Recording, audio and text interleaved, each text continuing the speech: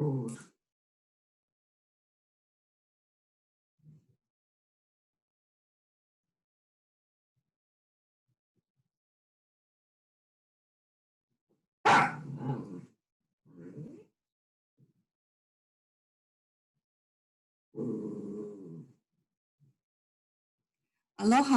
minasama konbanwa. I'm Rina Kaneko, and it is my pleasure to host tonight our webinar program, Hachijojima, the Language Isle.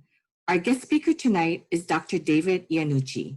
Dr. Iannucci received his PhD from the University of Hawaii at Manoa and did his dissertation on the Hachijo language of Japan, phonology and historical development.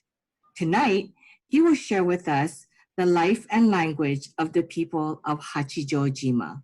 Please welcome Dr. David Iannucci. Okay, thank you. Thank you, Rena. I guess I'm live, right? So I can go ahead? Okay, very good. Hello, everyone. Thanks for coming to the presentation. My name is Dave Yanuchi. I'm a computer programmer by trade, but as you've seen, I'm a recent graduate of the PhD program in linguistics at UH Manoa, where I did my dissertation research on the language of the Japanese island of Hachijojima. So I'd like to thank the folks at the Japan America Society for this invitation, and particularly Christiane Ono for thinking of me and for organizing the whole thing. So I was a bit hesitant to do it at first because my knowledge of the island is fairly limited. My main interest in it is the language. I'm going to try to give you some feel for the island as a whole, but I'm going to try to focus my remarks more on the stuff that I know, which is linguistic. So that said, maybe also to head off a question that might appear at the end, I should point out that although I can speak Japanese, I totally cannot speak the Hachijo language at all. So I've only studied it from a more formal perspective. So, and I also hope you'll bear with me a bit as I sort of switch. I'm going to try to switch back and forth between a couple different screen shares as we go along. And now you might wonder why I've titled this talk Hachijojima, the Language Isle. In part, it's to sort of be a bit reminiscent of the way we have nicknames for our islands here in Hawaii, but also there's a sort of a more specific reason for it. In most ways, Hachijojima is really a very typical Japanese island, and as you know, there are many in Japan. In terms of culture and so on, there's nothing. I mean, as all the different regions of Japan have their own distinctive character, it also has some distinctive cultural aspects. But the thing that really makes it stand out from most of the other places is the language that was traditionally spoken there, and which now sadly is endangered, a topic that I'll get to a little bit later. It's true there are very many dialects in Japan, and many of them are very divergent from the standard Tokyo speech that many of us are familiar with, but Hachijo still is special even among those. So I realized I haven't started my screen share yet, so I'm going to do that. So if you'll bear with me a moment.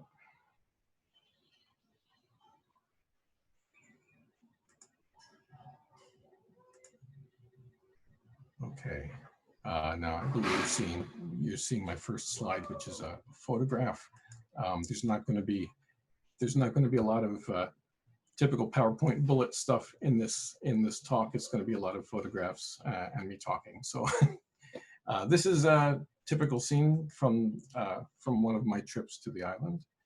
I won't always have much detailed commentary on it. So the island of Hachijojima is administratively, it's part of Tokyo-to, the capital prefecture, and it's classified as a machi or town within the capital. It suffers from the same sort of socioeconomic problems that are plaguing much of rural inaka parts of Japan in modern times. The population is aging.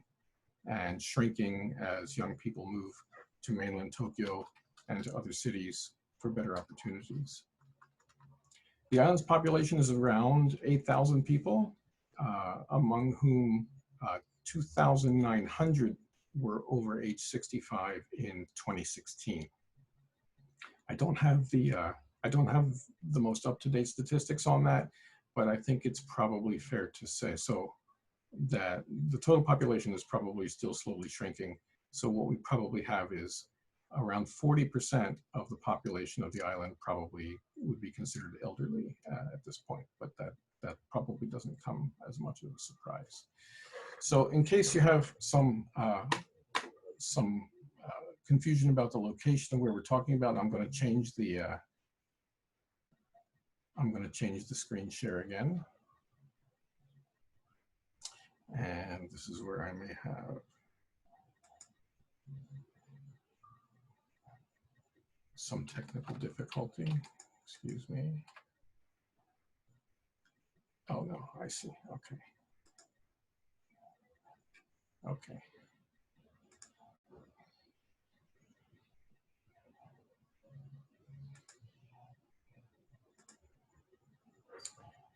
So you should be seeing Google Maps at this point where I've zoomed in on the island.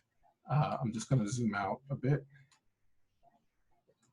so you can see where we're at. We're off the Pacific coast of Honshu, and Hachijojima is a part of, traditionally considered a part of the Izu Islands.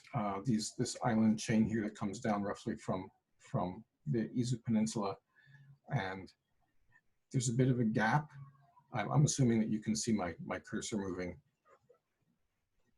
And then we have Hachijojima.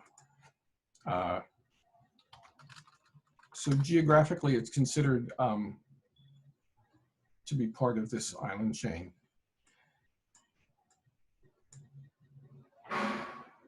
The thing that makes it very different, as I've already said, and as the main topic of this talk is the language. And you may be surprised to know that the way people speak on the other islands, Oshima, Niijima, Miyakejima, and the other islands, is quite different in the sense that those islands' dialects are very clearly dialects of mainland Japanese. They all have their own idiosyncrasies, but they can all be clearly analyzed linguistically as dialects of the mainland language, and specifically they're closely related to the way people speak in Shizuoka, Kanagawa, and so on. Hachijojima is just completely different, and not completely different. It's very different. It can't be analyzed in that way as a variant dialect. During the 20th century, the Hachijo language attracted the fascination of linguists in Japan, and many of them wrote articles about it, but until the 1980s, no one undertook a serious in-depth investigation of this language. Interestingly enough, years and years went by. In the 1980s, serious field work was begun by a man whose name I'll mention later. No, I'll mention it now. Okay, catching up with my notes here. In the 1980s, a man named Kaneda Akihiro of Chiba University began field work in Hachijojima, and he has written the great majority of what has been written in the academic literature about this language since then. Okay, I'm going to go back to, somehow I thought there was more that I had planned for this particular map, but I guess that's good enough.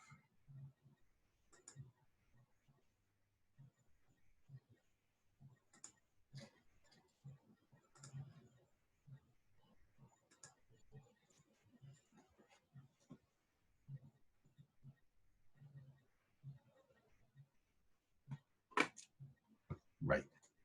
So I should have been showing you this slide earlier. On the slide, you can see you can see that the island, if you read Japanese, you can see that the island actually exists entirely within the Fuji Hakone Izu National Park. In the early 20th century, there was at least one linguist who wrote that Hachijo was a language of unknown origin or lineage. This is really quite an exaggeration, and I think he might have been trying to make a point by exaggerating the differentness of it. Another one who was fascinated by the language was linguist named Hirayama, who made a short trip to the island to satisfy his curiosity about a particular linguistic issue and published a very brief article in 1941 titled, if you can read here, titled Gengoshima Hachijojima to Kuroshio, sort of coining this term Gengoshima, which means the language isle. And it strikes me as a particularly creative use of coining a term. I haven't seen that sort of thing used elsewhere. But again, maybe he wanted to make an impression on people. And that's also one of the reasons why I chose to use that in my title.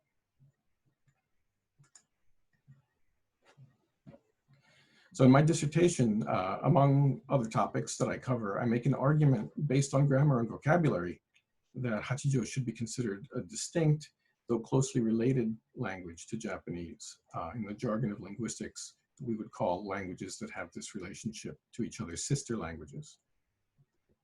In the rest of my talk, I'll usually refer to it as a language, although you should know that most Japanese people are not aware of the technicalities that we deal with. And it's normally called Hachijo Hogen or Hachijo dialect, even by some linguists. There are many linguists who are sort of up with the times and who care about such issues and who will refer to it as a language, but there's still probably some who have interests in other areas and are continuing the traditional usage of calling it a dialect. I think that all Japanese people probably have heard the name of this island, even though they might have trouble finding it on a map. But probably most of them are unaware that it has a unique linguistic heritage. And this may be in part due to the fact that I just mentioned, that every different form of speech tends to be referred to as Hogen or dialect of the national language. So why should this very distinctive, unique way of speaking have arisen in this place and also be so different from the language as it's spoken on nearby islands?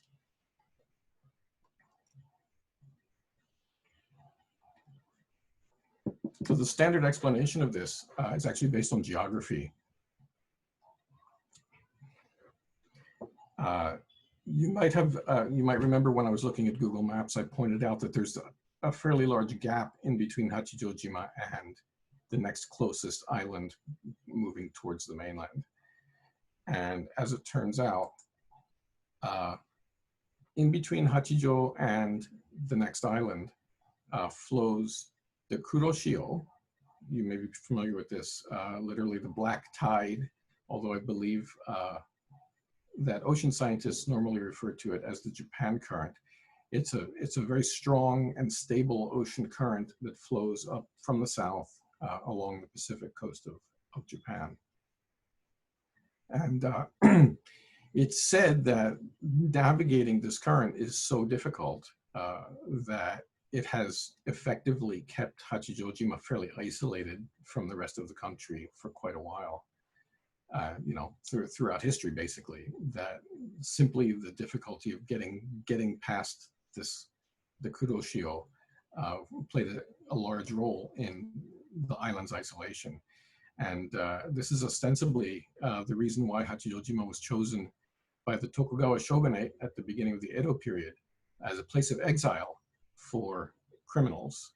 It was not, based on what I know of this, I wouldn't quite call it a penal colony, but it was a place where they could dump criminals of various sorts, from petty thieves and murderers up to elite political figures.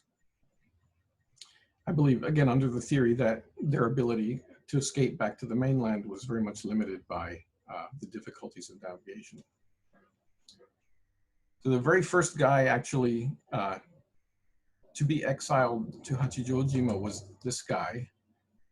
You can see him here on the left-hand side. His name is Ukita Hideye, and he was sent here because he betrayed Tokugawa Ieyasu, the founder of that Tokugawa dynasty. He betrayed Tokugawa at the Battle of Sekigahara, and so he was, and of course the history is more complicated than that, but he was the first one sent here to get him out of circulation. And interesting that they have there's a statue of his wife next to him here also, although she was not apparently exiled with him, she remained on the mainland.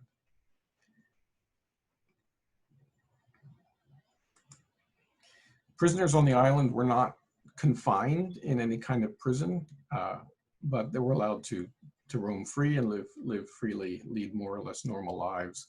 And men who were sent here would often find a new island wife to make a new life with.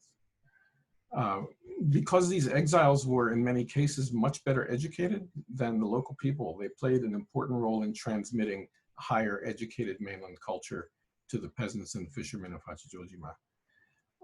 And this very likely had a contact effect on the Hachijo language. In other words, Hachijo language may have changed somewhat through contact with these exiles.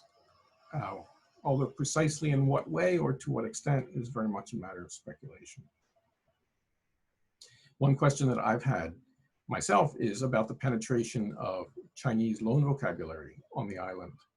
Of course, when we speak of Chinese loans, we're talking about what you might, kanji words, basically, right? I'm sure almost everyone here is familiar with.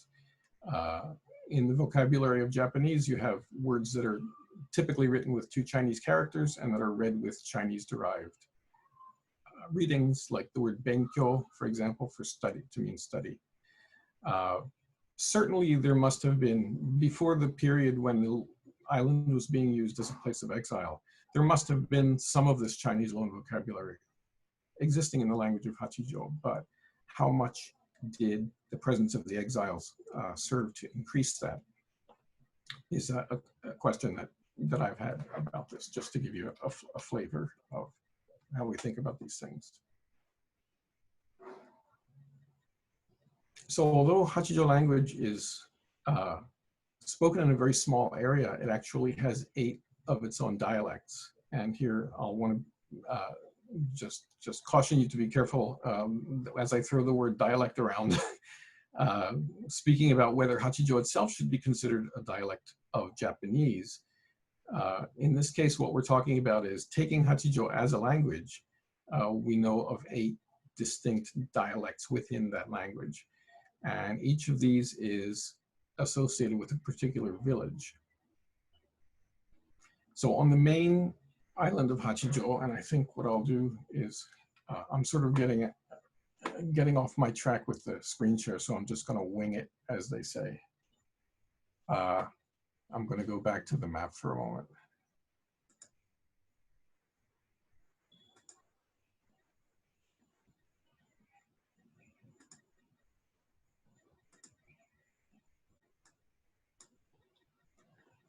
So the first thing to notice here is, I'll tell you about the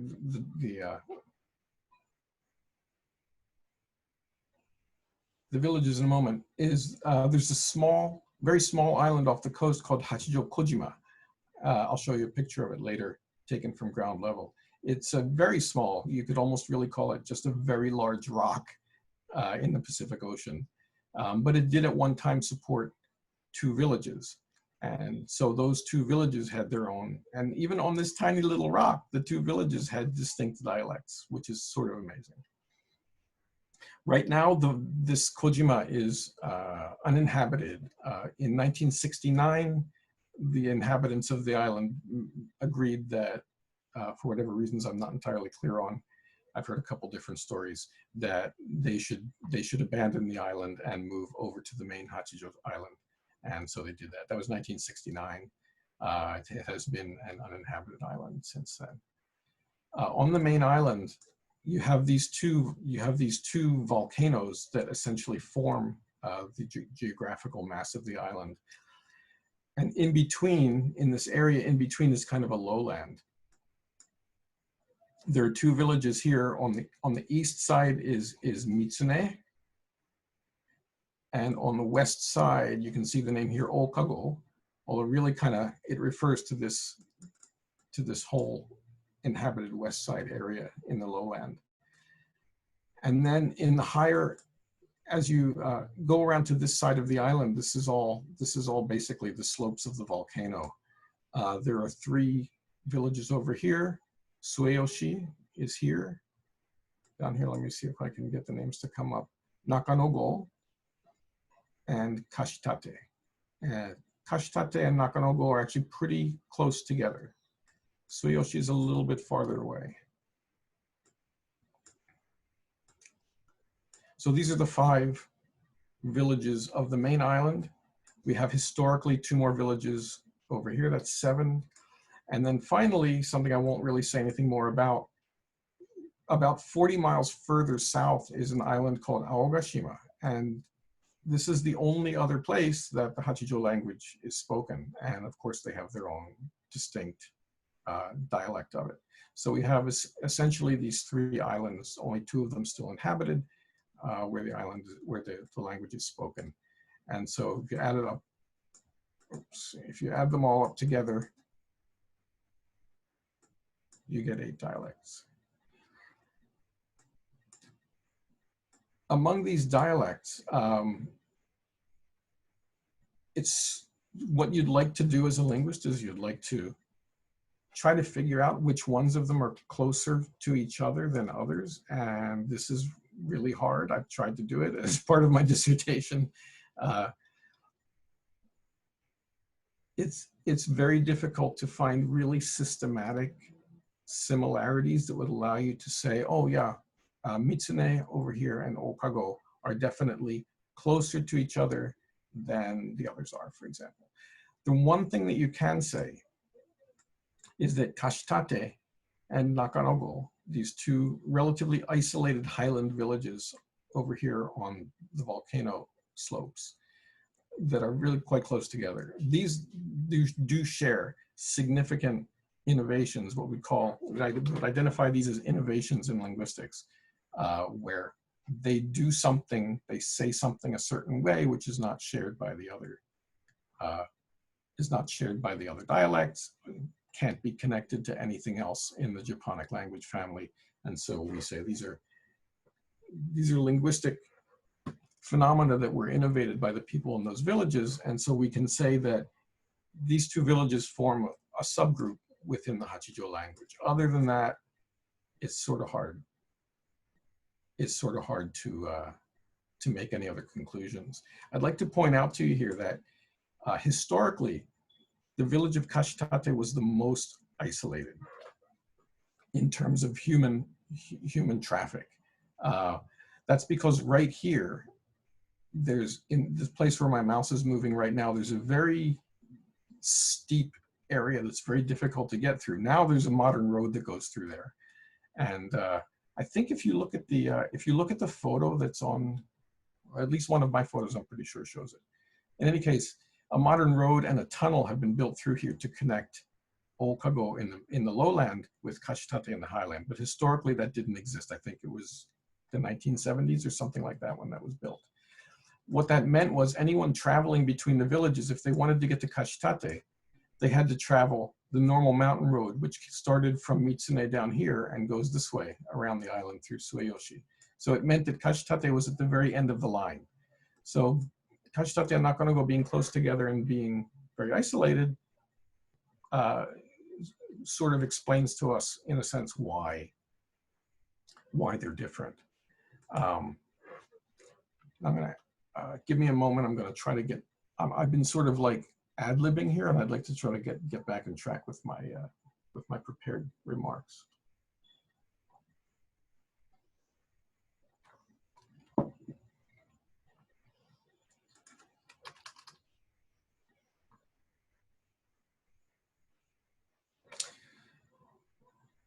So when you think about these dialects, think about, it is all really the same language. What that means is that the people in the different villages or even people on Hachijojima Island versus Aogashima Island, they can communicate with each other, but they have relatively minor differences. So you can compare that to, for example, American English and British English. We're pretty close to 100% mutually intelligible between Americans and Brits, but we have some very obvious differences. And it's the same sort of situation. That's the level of relationship. Different pronunciation of certain vowels, different use of words in some cases. You might reasonably ask, you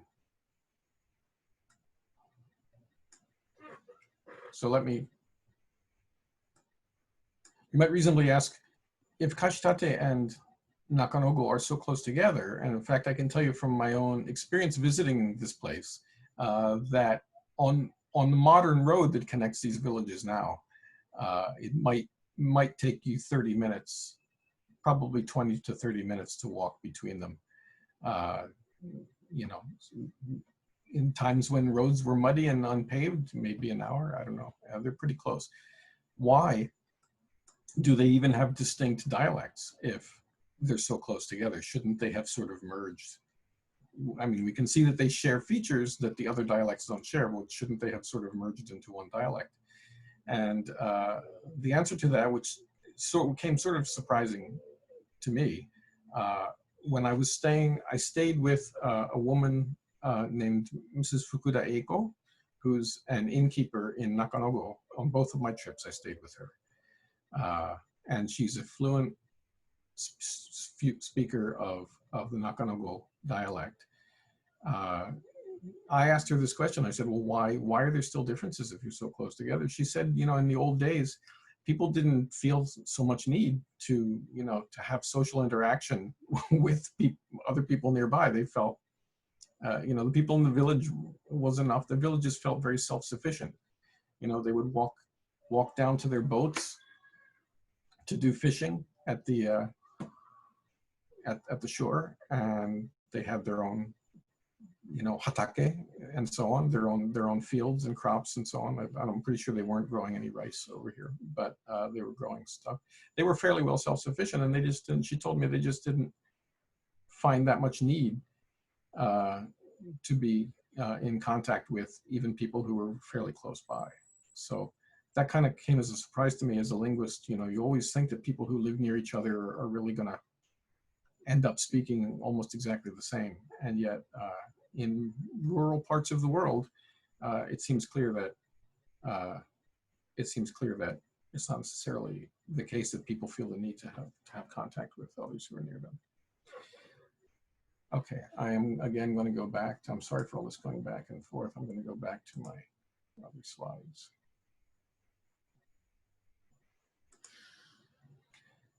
So I know you're going to be interested in some of the details, and I'm sorry that I'm not going to provide a lot of details, but I give you some examples here of some words to show a particularly interesting phenomenon in the Nakanogo and Kashitate dialects. This is shared between both of them.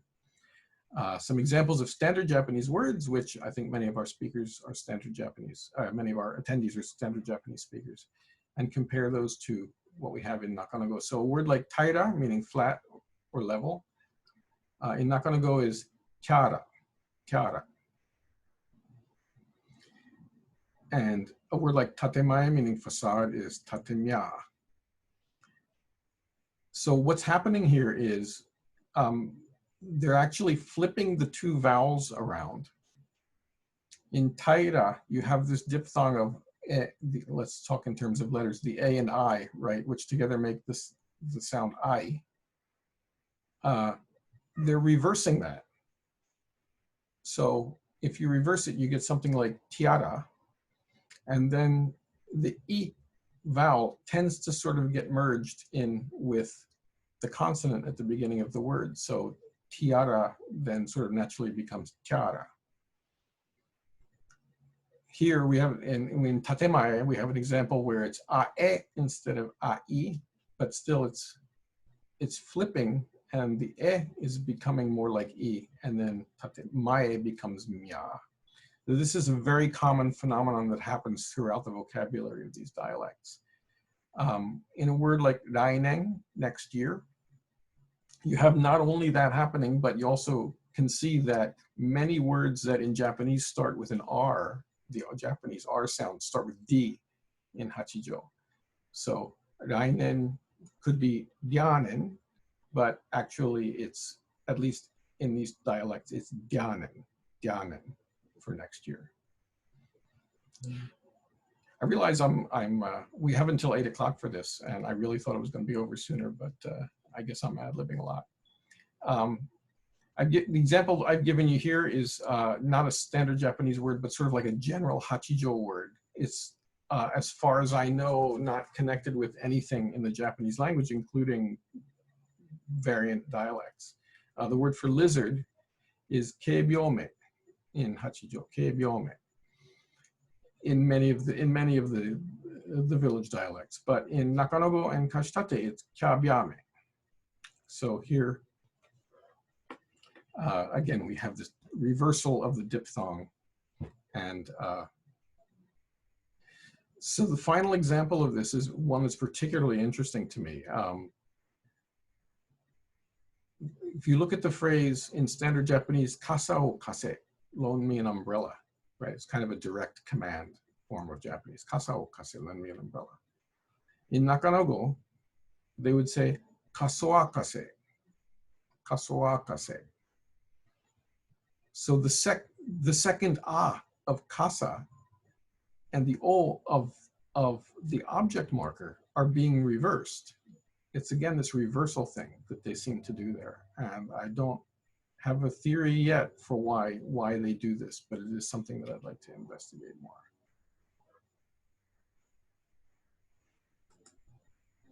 Here's a picture of Kojima, as I promised you, the small island that used to have 2 villages on it. I'm going to go into a less technical part of my talk now. So since the 1990s, there's been a movement in academic linguistics to study, document, and as much as possible, revitalize endangered languages. Oh, I can move this now, okay. When we talk about endangered languages, what we mean is languages whose use is dying out and are in danger of extinction. And this could happen for a variety of reasons, but perhaps the most common reason is simply that as modern economic development proceeds in the world, standard national languages of nation states gains more prestige and economic power. And people naturally follow where the money goes. So in most modern countries, almost all economic benefits are derived from communicating in the national language, and even beyond that, in the prestige dialect, which tends to be the dialect of the national capital. And as a result, minority languages and minority dialects, although they might not be actively discriminated against, they tend to get weakened and become in danger of dying out. In these cases, as time goes on, the average age of the people who are able to speak the minority language rises as people, as generations go on. As children use it less, eventually, in these cases of extinction, children stop learning it at home. So they start being raised from the time they're born in the majority language by their parents, very often, very consciously, even though the parents may feel some ethnic pride in their heritage language.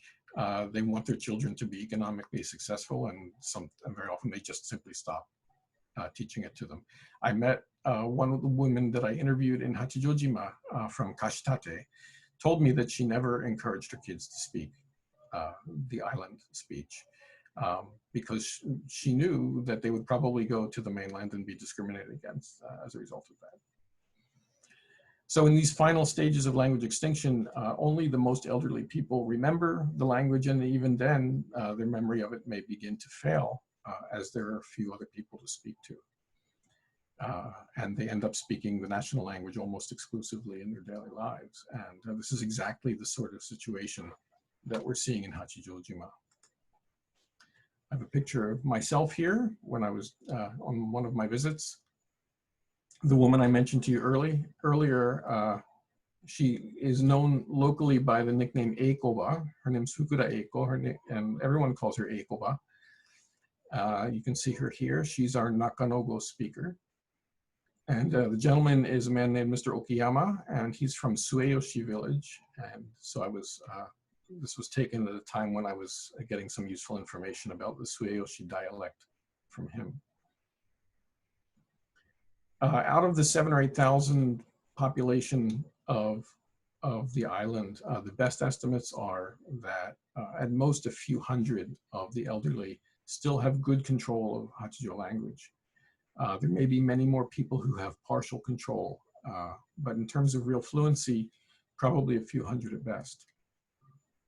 And so there's a wide variety of levels of fluency among different people. This is a stage that is normally considered to be severely endangered. In spite of that, it wasn't until fairly recently that anybody really paid too much attention. In 2009, UNESCO, I had to look this up. It's the United Nations Educational, Scientific, and Cultural Organization. I'm sure everyone's heard of UNESCO, maybe didn't know what I meant. They maintain an atlas of endangered languages, and they included Hachijo on that list for the first time in 2009. And the attention that brought sort of caused a firestorm on the island, a burst of concern from island leaders, and the beginning of attempts to stem the loss of the language and encourage its use. I have not really paid too much attention or followed those developments. They include such things as teaching. They did start teaching the language to children in schools, but apparently the number of hours per year of that instruction was pretty low.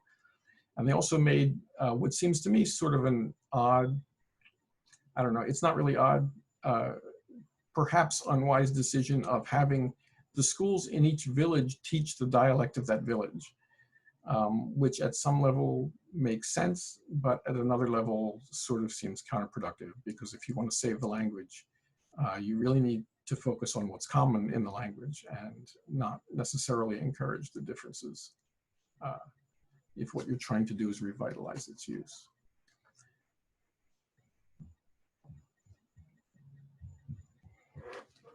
So I haven't followed those developments very much, but from what I could see, it really didn't look like there was much effect of those policies and programs. And most young people don't seem to be showing any particular interest in their ancestral speech, and the extinction of the language seems to be all but assured, sadly. I'm afraid that a later generation of young people may come to value it at a time when there are no longer any fluent speakers left. Okay, whether this is a good idea or not, I'm going to go back to the map again. I think everyone,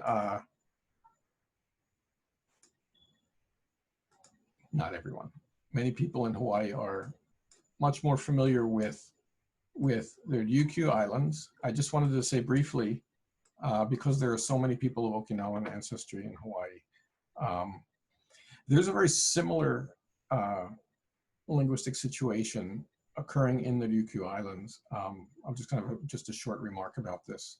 I think most people in Hawaii are aware, certainly people of Japanese ancestry, aware of the Okinawan language and how it differs from Japanese. They may hopefully be aware that it is definitely considered a separate language and not a dialect of Japanese. But many people may not know that Okinawan is in fact just one of 7 to 10 distinct languages that are just within the Ryukyu archipelago.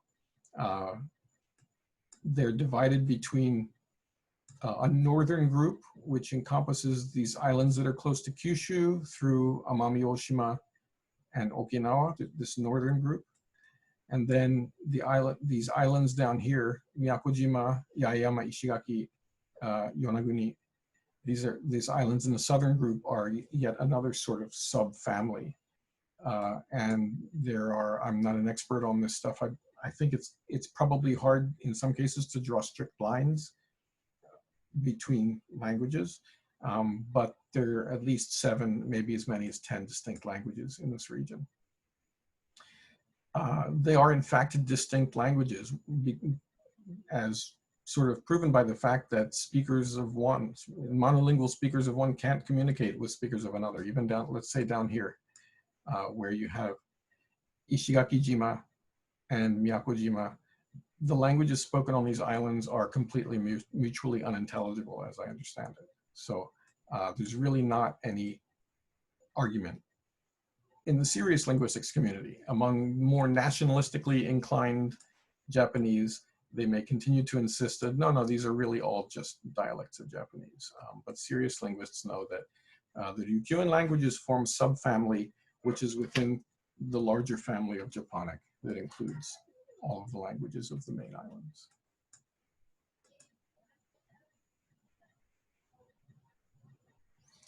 In terms of Hachijo, there's not quite as firm a consensus in the linguistics community on Hachijo's status. In other words, whether it really should enjoy the status of being considered a separate language from Japanese.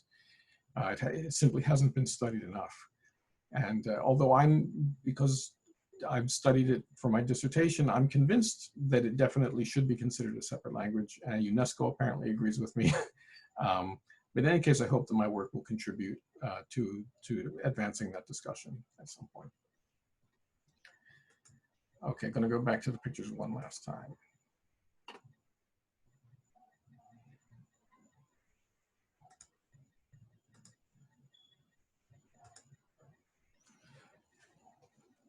So I visited twice in 2014 and 2017, and on both trips, they were both very short trips, really just a few days. I really only did serious work the second time. And both times I stayed in Nakanogo. This is a picture from Nakanogo Village. Again, it's one of the highland villages on the outside of the volcano. And I'll just take you through a little bit more. This is again, this is either Nakanogo or it's a place that's sort of like in the boundary between Nakanogo and Kashitate. While I'm sort of flipping through these here slowly here, I'll show you, if you can, I don't know if you can see this, there's this white thing that I'm pointing to. It's this raised highway that goes up to the tunnel. Remember how I explained that Kashitate and Okago on the left-hand side, the west side of the island, have this very steep and extremely difficult to traverse cliff type of situation going on. And this here, you can see the road that now easily connects these places. I wanted to tell you about 2 Englishmen who visited Hachijojima in 1878. This is only a few years really after the Meiji Restoration and the opening of Japan to the outside world. The names were Dickens and Sato. And I know many of you probably, when you hear Sato, you're going to say, well, no, it sounds like a Japanese guy. No, actually, he was an Englishman of German ancestry. His name is spelled S-A-T-O-W. Both of these guys were members of the British diplomatic mission. They had very high skills in Japanese. They were well educated in Japanese classic literature and so on, and very fluent speakers of, I believe, both the Tokyo and Kansai dialects. They visited in 1878 and they published an article in Transactions of the Asiatic Society of Japan in English, discussing their observations of the language and quite a bit of the, or of the entire island, really. Oops, yeah. We'll just go to the next picture. They do spend quite a bit of time talking about the language as well. They were impressed by the differentness of it, and they speculated that typical mainland Japanese residents would probably also have great difficulty understanding what the islanders were saying as they did. They perceived, I'm paraphrasing here, that the men on the island tended to put on sort of airs and imitate the more prestigious mainland speech styles that they were familiar with. Whereas the women were free of this kind of affectation and tended to speak in a more informal colloquial that was almost impenetrable to the outside listeners.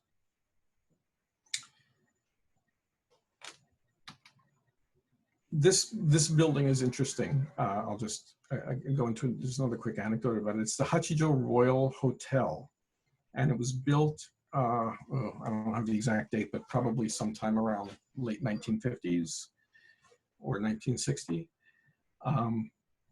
I believe it was once the largest hotel in Japan, and it was built based on the idea that Hachijojima could be a really popular tourist destination for Japanese, because it's close, because its climate is more tropical than most of the country, or at least most of the northern part of the country.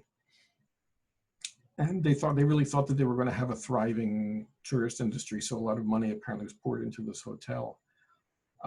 What they weren't taking into account apparently was that Japanese people seem to be much more interested in traveling overseas than in traveling within Japan. That's not to say that there's not plenty of Japanese tourism within Japan, but Japanese people love to travel to foreign countries. We know that, right?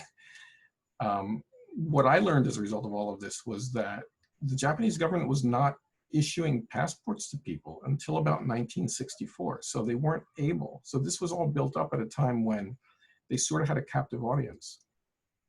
And it was apparently very successful in the late 50s and early 60s. But in 1964, the Japanese government began to issue passports for people to travel overseas. And then they did. And they had wanted some of the people who were promoting tourism in Hachijojima wanted to call it the Hawaii of Japan. They wanted people to think of it that way and to visit it with the same feeling that they might have going to Hawaii. But as we well know, Japanese people love the real Hawaii much better. And honestly, I mean, Hachijojima really doesn't. It's a good place for surfing and snorkeling and so on, but the beaches are really not very good. So, and they can have really terrible typhoons in the summertime. So, yeah, it just didn't succeed. And the hotel was eventually, long story short, was abandoned. It was sort of reopened for a time in the late 1990s, but I think it was closed finally in 2006, and it's been just completely abandoned since then. And if you're the kind of person who likes to do something slightly exciting and illegal and explore abandoned buildings, I believe it's the largest abandoned building in Japan also. You can either go there and do that, or you can watch the videos on YouTube of people who have done it, because you can find videos of people have taken wandering around in the building. There you can see it's overgrown on the outside. Hachijojima is also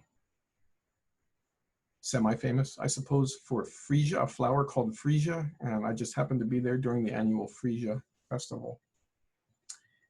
And here I've taken some pictures of that. I had a few more sort of linguistic-y remarks, but I think I'm going to, well, I'll tell you what, I'll leave you with this one.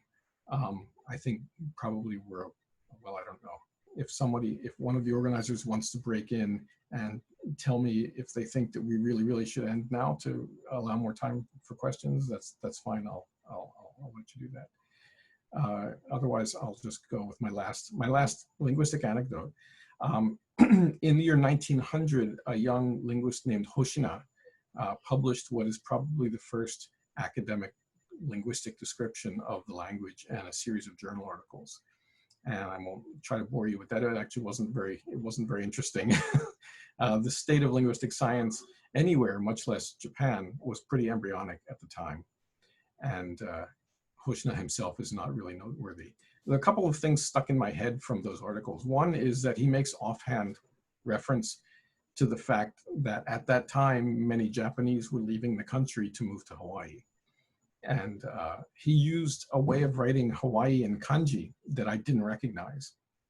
So at first I didn't catch what this was about, but when I sort of looked up that word and realized that it meant Hawaii, I said, oh yeah, of course. In 1900, that would have been a fairly large social migration. It would have been something that was really happening in Japan was for people to move to Hawaii. He also remarks, interestingly, that, the island speech contains some very interesting slang and interjections, but he says the ones used by women are completely obscene, and so I'm omitting them here. And I thought that was amusing. When I mentioned it on Facebook, one of my linguist friends said, "Oh, come on, it can't be that obscene. Give me an example." And I said, "Well, I can't give you an example because he didn't print them." And I haven't managed to find them myself either. So I think I will end there. I hope it wasn't too scattershot, but happy to try to entertain your questions now. Well, thank you, Dave. So yes, we have quite a few questions here. Oh, wow. So let me begin with a question from Micah. Why is there more controversy about Hachijojima's status as a separate language compared to the Ryukyuan languages? And what other language influences, if any, are present in the Hachijo language? Okay, so first, why is there more controversy over the status? I think it may be a combination of things. I suspect it may be have a lot to do with the fact that it has not been as much studied as some of the Ryukyuan languages, but there's also sort of the geographic thing where it's geographically located much closer to the population and power centers of Japan. And because of that, the island, I mean, since the opening, the Meiji opening, and the end of the exile period and so on, the island has had much more closer contact with sort of mainstream Japanese culture and language. And one of my authors, I think it might have been Hoshina, said the islanders are just like sucking up as much as they can of Tokyo speech and mainland Japanese culture in a similar way to the way that most Japanese were sucking up foreign influences, foreign languages, and foreign culture at that time in the late 1800s. So I think the language is less studied, and it has just been, I don't want to use a loaded word, but the purity, right? The purity of the older Hachijo language probably has been obscured a lot by contact with mainstream Japanese culture in a way that Ryukyuan languages, because they're so geographically separated, were not. Mm-hmm. And then there was a second part to the question. I'm sorry, could you read it again? The second part was what other language influences, if any, are present in the Hachijo language? So I'm pretty sure I have found nothing outside of Japonic, but as part of my dissertation research, I did find very interesting influences on Hachijo language from the southern parts of Japan. So from Ryukyus and from Kyushu in particular, there's a lot of very interesting lexical, which is to say vocabulary influence. And just very briefly, the theory of that is that people from the southern areas were either deliberately sailed following the Kuroshio current, or sometimes they may have been carried on the current against their will and brought to Hachijojima and may have just stayed there. And so there's that flow, that ocean flow that may have carried southern languages up to Hachijo. So that's the brief story on that. Okay, so kind of related to that, Jordan asks, as you mentioned, the currents isolate Hachijojima from Honshu. Were there historical trade routes with China or other regions that could have brought outside influences to the language? I don't believe so, but the responsible answer is I have no information about that. Yeah, sorry.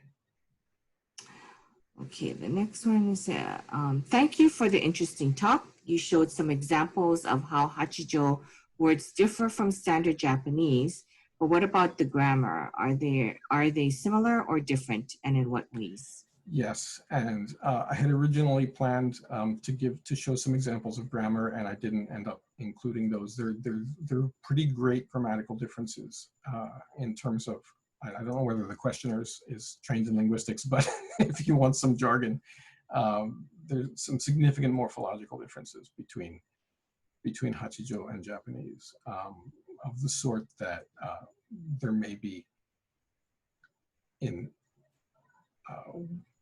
I'm gonna throw words around and not be too accurate, but in dialects like Tsugaru, for example, Tsugaru Ben or Kagoshima Ben. I'm not experts on those things, but you may find drastic morphological differences in those cases also. They're not going to be the same as Hachijo, but yeah, grammatically, definitely there are some significant differences. And Hachijo also has undergone a tremendous amount of sound change.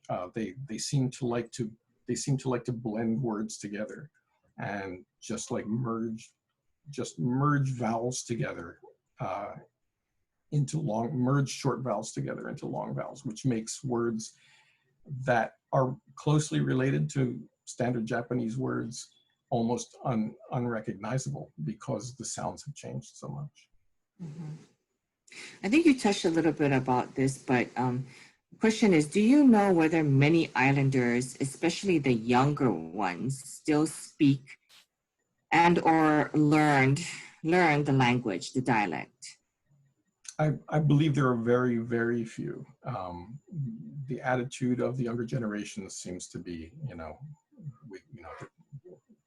on their smartphones going, we don't care, we're Japanese. They think of themselves as Japanese. There is a remark that I can remember from something that Kaneda Sensei wrote that there's almost nothing going on in the younger generations. Okay, and then someone said, this is not a question, but high school groups SHIP program, SHIP program, have come to Hawaii for their study programs on Oahu and Big Island for the last few years, and that you should meet with them the next time that you visit there. I don't know if they're the next time I visit. No, I don't know if they'll be coming back or not to Hawaii. But, I learned about that exchange program relatively recently and fairly late in my PhD work, and I heard about it but didn't have any connections, so I just kind of let it go. And I mean, if it had been a group of elderly people, I might have made more effort to try to meet them while they were here. But I had a feeling that if I met a bunch of high school kids, that they probably wouldn't be able to tell me anything interesting. And last question, what made you interested in working on the Hachijo language? So I've been, I mean, as a speaker of Japanese throughout my education in linguistics, I, of course, have always been very much interested in the linguistics of Japanese, and that's sort of my primary focus. When I first came to UH, I took a class in Japanese historical linguistics with a professor who was very good and unfortunately no longer with us here at UH. But I'm glad that I had a chance to take several of his classes. But in one of those classes, the class on the history of the Japanese language, he just kind of mentioned offhand one day, we were talking about the family tree and so on of the Japonic languages, and he had just happened to mention offhand that some linguists have a theory that Hachijo might be what we call a top-level subgroup. In other words, if there's an ancestor language that everything branches off from, that Hachijo might be on a branch that connects to that root node by itself. And that sort of turned me on. I said, wow, that sounds exciting. So then I just started going down that path. It turns out it's not that simple, by the way. So I'm going to end with a comment from Stephanie. And as you know, Hachijojima is a sister city to Maui County. Yes, and Stephanie is from Maui. And she says, thank you. I found your presentation very interesting and will come in very handy when I meet with Hachijojima people. Maui County is sister cities with Hachijojima since 1964.